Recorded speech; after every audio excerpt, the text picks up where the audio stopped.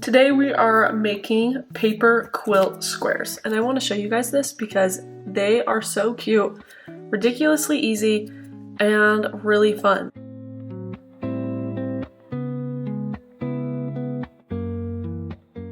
I totally want to make a full page of these and just have it around. So today we're just making the square. I'm going to talk about a few tips and tricks, some things you can do with them, and we are going to enjoy every step of the process. Let's start by talking supplies. So I have some paper scraps here that I've prepared for this video, and you're going to need the same items. So for one paper quilt square, you're going to need a white square that's 3 by 3 inches. You're going to need 4 strips of paper. They just need to be long enough. I didn't really measure my length. You can just tell they need to be at least that long. And those are going to be 0.75 inches wide. So if you take a look, for example, these are 0.75 inches. This is such a great scrap idea if you want to use up some scrap paper. And then finally, for every paper quilt square, you're going to need 4 of these tiny white squares, and these measure at 0.5 inches by 0.5 inches. Perfect. These are interchangeable, of course, to use patterned paper. I just like to use a white for this because I like the contrast that it gives. And right off the bat, you can see that these white squares are here in the corner, and then that white square is in the background with the 4 strips of paper. So let's make one. The hardest part is choosing which pieces of paper that I want to use. This is all from one of our new kits, and I'll have that linked in the description of this video. It's like a pink and green kit, and it's just beautiful. Most of the paper, some of them are scraps from other things.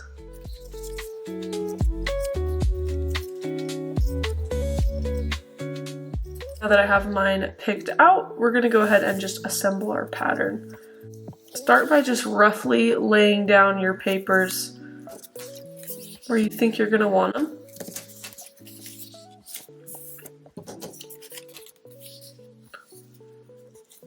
Like that, which that looks good to me. And then this is the part where you kind of just got to do something a little bit different. I'm going to lift up this paper and tuck it. The paper that crosses it, you're going to tuck it under, and then you're going to take the opposite one and tuck it under this one. So it does get a little bit messy for a second, but we get that all worked out later. So you can kind of see the design coming together, and I'll make one more square so that you guys can watch that process again. So that's kind of what we're looking at right now, and this is where I start to glue the papers down. And I'm going to get you guys nice and close so you can see this part. So you see this corner, that's how we line up these pages. So I'll start by adding a little bit of glue, and you can add more glue later, but just adding a little bit gives it enough room to be able to move things if you need to, and then hurry with that same piece of paper, come over here and hurry and glue it down. Again, keeping that corner is kind of your guide. You can adjust the papers a little bit before that glue dries.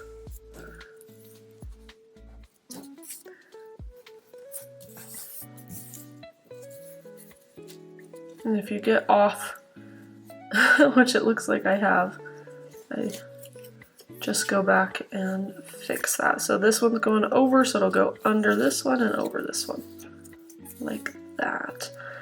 And then you just keep gluing. A little bit of glue. I'm almost out of glue. I think it'll get us through this project fine. And line it right up next to that other paper. I try not to leave any white space in between.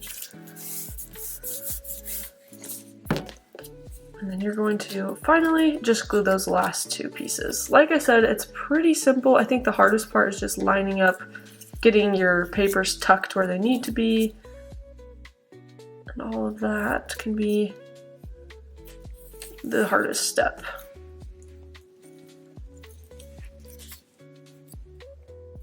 I try to get it lined up. They like to move on you a little bit, so I think just keeping an eye on everything, making sure it all looks good.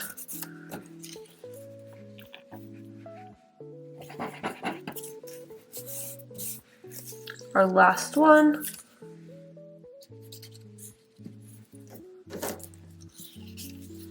The second one on each side is a little bit easier because you can just line it right up next to the paper next to it, the blue one in this case.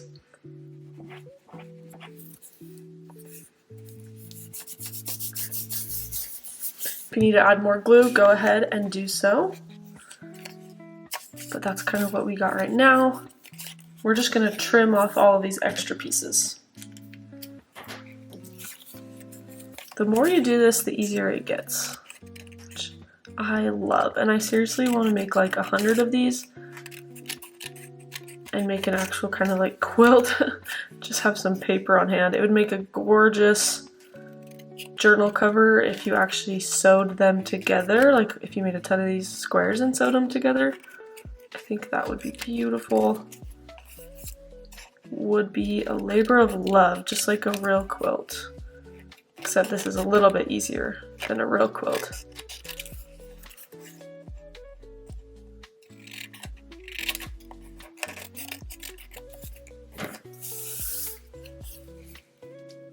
So there's that, and we're almost done. This is where these little white squares come in.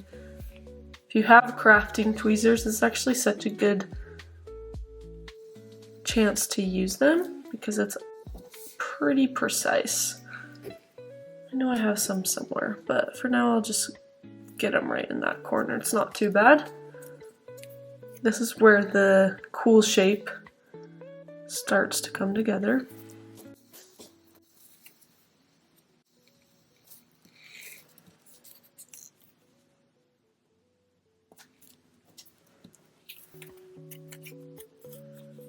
And there you have it, this beautiful star quilt pattern. Look at that. I mean, they go together so good. They're beautiful. Let's make one more and then we will chat a little bit about some different things that you can do with these.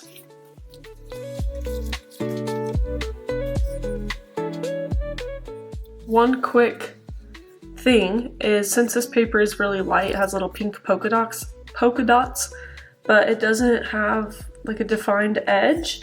So I'm going to use my Distress ink and very lightly just create some edging so that when it's all put together, this one doesn't get lost in the white background.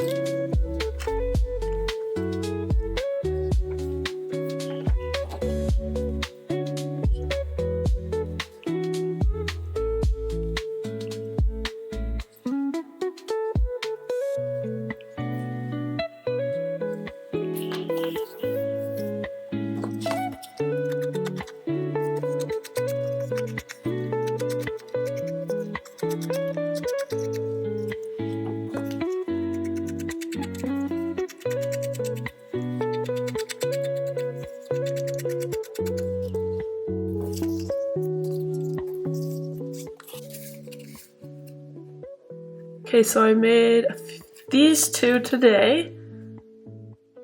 We are all done and I love them. It's so much fun to play around with different patterns. I'm a big fan of different and unique patterns, which is really wonderful because designing papers is my job.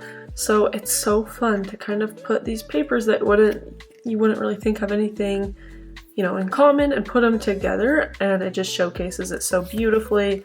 These ones are all in the pink family, so a little more matchy-matchy, and I love how it turned out. And then I'd say these two are pretty similar, but it's a little bit different. All right, let's talk about a few different things you can do with these paper star quilts. You can use them as ephemera on cards. I think cards would be one of your best bets because they're just beautiful. So for example, you could make them in different sizes and do a little card like that and write a little note inside, and it's just stunning and gorgeous. This one is actually not a card, it's a tri-fold. I kind of turned it into this mini journal, which I don't know if I'll do more with it or if I will leave it as a card. I'm not sure, but it's really cute and it's really stunning. You can add sewing onto them. To me, that just gives it more of the quilt feel and look. You can use them as a journal topper. I think they are a statement piece and would look really good on top of a junk journal, glued on, not this journal specifically. You can turn them into pockets. So just by gluing down 3 sides and leaving the top open, you can tuck things inside. I also think layering these on a journal page would be really beautiful if you had, let's say, like a picture, especially black and white, since these are so colorful. I think a black and white photo would be really cute. So, for example, I mean, I have so much going on in here, I don't know if any of these pages will work. Maybe we just do a blank page. Maybe we just do a blank page. Let's do a blank page. This one's pretty blank. So I could glue this into a junk journal and it could be like a little pop out.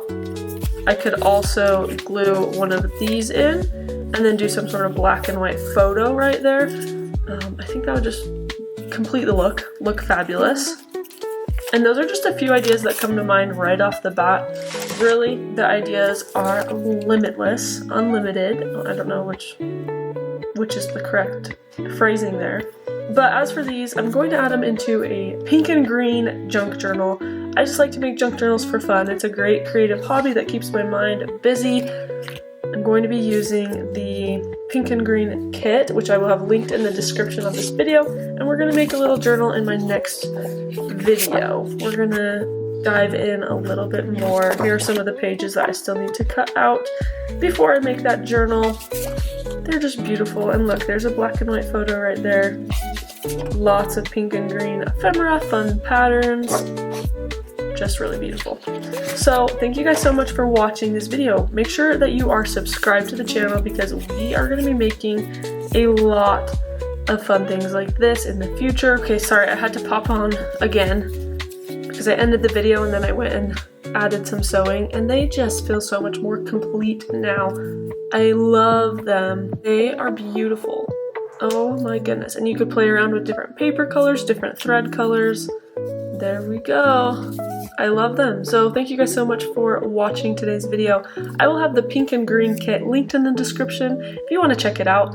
Make sure that you are subscribed because we have tons of videos like this and so many fun ideas and things that we want to share with you guys. Hope you guys have a wonderful day, and we will see you in our next video. Goodbye.